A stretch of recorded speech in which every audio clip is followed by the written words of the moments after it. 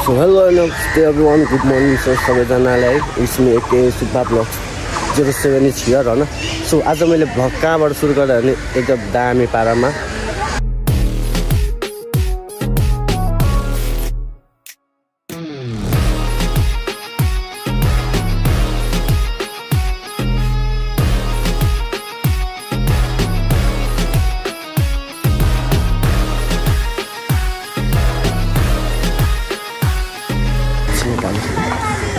दक्षिण काली आइपुग्यो है दामी पारामा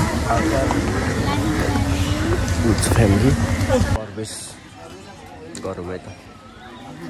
बरबेस गरौँ दामी पारामा हामी चाहिँ एउटा तल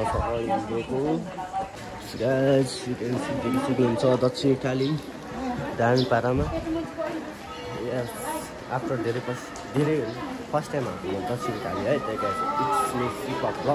This is his first time दक्षिण काली लाइन यसलाई लाग्नुपर्ने होला फेरि यहाँ अब यहाँ लाइन बस्दैको हामी दामी पारामा हामी चाहिँ लाइन बस्नुपर्ने हुन्छ है एकदम दामी छ लाइन के मजा छ त्यहाँबाट छ त्यहाँबाट त्यहाँदेखि यहाँदेखि त्यहाँदेखि फेरि त्यहाँदेखि अनि फेरि हामी पछाडिको लाइन हो है त्यहीबाट आइपुग्यो धारा पनि छ यस्तो दामी धारा कस्तो त कस्तो यता हामी चाहिँ अब मन्दिर आइपुग्नु लागिसक्यो होइन लाइन टोटली लाइन बसेर नि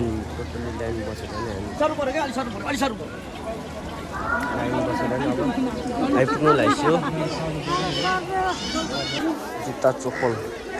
खोल्ने ठाउँ चाहिँ उधर हामी जस्ट टोटली यहाँ लाइनमा आइसकेको अवस्था है अब यहाँनिर थोरै बाँकी छ त्यो बाँकी छ यहाँ आइपुगिहाले दामी पारामा दक्षिण काली मन्दिर दर्शन गरियो हामीले फर्स्ट टाइम आएको पनि हो त्यो भएर मलाई टोटल त्यो पनि थाहा छैन अगाडि थाहा हुन्छ बिस्तारै भित्र छिर्ने कार्यक्रम चलिरहेको छ हाम्रो दामी पारामा आइपुगे हामी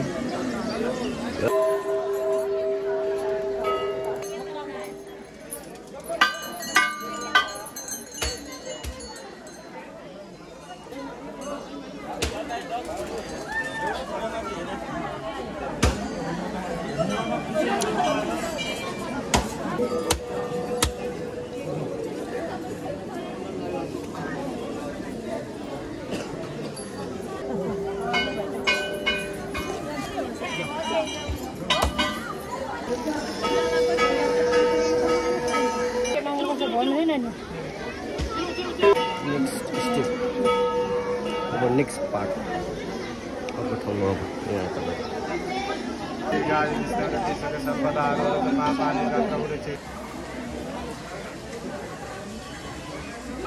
घुम्यो फेरि यहीँ आइपुग्यो फेरि अहिले त लाइनै सक्यो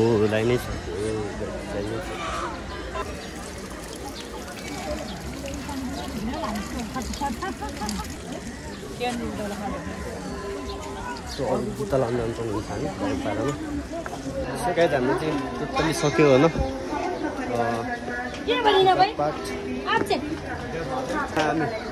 बबाल भयो शम्भूकै पास नै है शम्भू टोटली हाम्रो फ्यामिली मिटअप टोटली सबैजना अब हामी खाना वनभोज कार्यक्रममा लाग्न लाग्यो वनभोज कार्यक्रम हुनेछ हाम्रो चाहिँ दामी पारामा वनभोज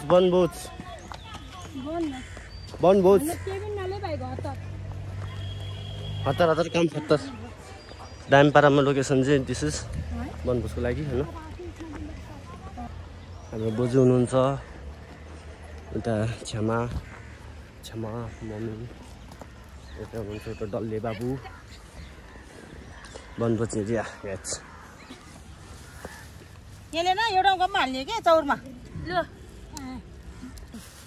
यहाँबाट उयोसमा कहाँसम्म गाडी पुग्छ यहाँबाट गोकर्णमा पाउँछ यहाँ त पाउँदैन यहाँ त त्यो रत्नगर मात्र हो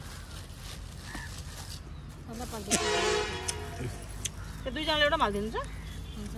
रमाबाट आइपुग्यो मान्छे त आउँदैन मेरो गाडी ठिकै छैन मेरो हिँडेको नि गाडी त्यही थियो अनि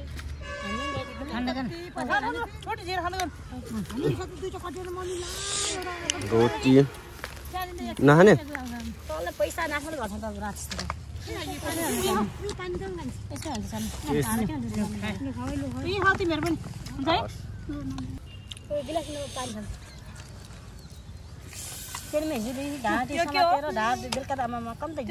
A few moments later. Welcome back है फेरि किनभने चाहिँ हाम्रो त मन्दिरबाट नि आइसक्यो होइन अनि म चाहिँ रुममै अब तर रुममा चाहिँ चाबी छैन रहेछ भाइले स्कुटर उता वर्कसपमा लगेर रहेछ होइन अहिले देखाउँछु तपाईँहरूलाई वर्कसपमा गएर स्कुटरको हालत बनाउँदै रहेछ मैले यसो मेसेज हेरेको थिएँ सो त्यही हो अब वर्कसप गएर मेसेज सरी स्कुटर हेरेर के कसो गएछ अनि के कति लाग्छ सब टोटल हेर्नेछु सो त्यही हो अब यहाँबाट जोरपाटीसम्म बसमा जान्छु त्यहाँबाट कल गरेर बोलाउँछु होइन अनि त्यहाँ गएर भेटौँ है सुकाज मेरो स्कुटरको हालत यस्तो छ यस्तो छ यहाँ डनले बनाइरहेछ है यस्तो छ कबाडी यो पनि गएछ अनि यो के हो यो लौडा लसुन जस्तो यो पनि गएछ खर्च आउँछ यस्तै छ 5000 खर्च आउँछ ग्यास मिस्त्री भने पत्ताउनु पर्छ सो जस्तो बेल्ट सेल्ट हालेर फिटिङ गर्नु लाग्छ अब टाइम पारामा